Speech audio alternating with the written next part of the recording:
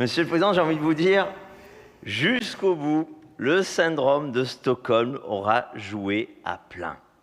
Parce que, je cite ce rapport, « Le recours à la climatisation n'est pas préconisé par la région en raison de sa contribution au réchauffement climatique.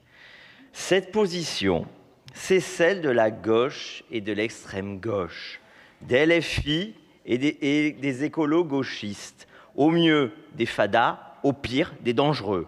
Ce n'est même plus la position d'LR, ce n'est même plus la position de Renaissance. Eux-mêmes, voyez, ils se sont rapprochés de la position de Marine Le Pen sur le plan climatisation.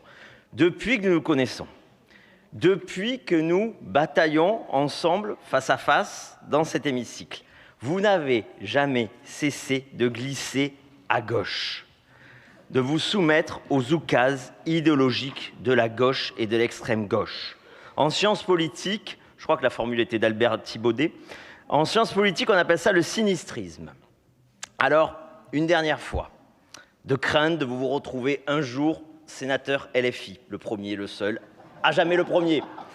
Je vais tenter de vous remettre, non pas sur le droit chemin, ça j'ai abandonné depuis longtemps, mais sur le chemin de la raison.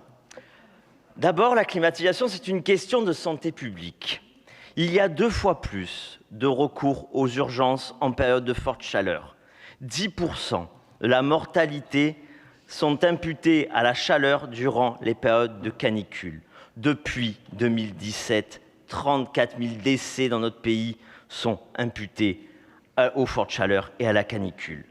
Un tiers, voire la moitié de ces décès auraient pu être évités si nous avions eu recours à la climatisation. C'est une étude japonaise de 2023 reprise par la revue Environnement International.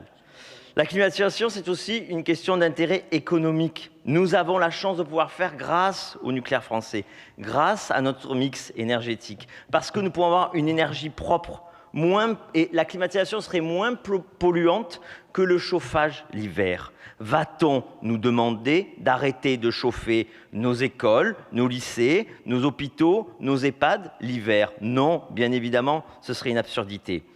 Et puis enfin, il y a un retard. Il y a un retard parce qu'en Italie et en Espagne, il y a 2 fois plus d'établissements, que ce soit les écoles, les hôpitaux, les EHPAD, couverts par la climatisation. En Israël, aux États-Unis, à Singapour, en Corée du Sud, 90% des établissements sont couverts par la climatisation.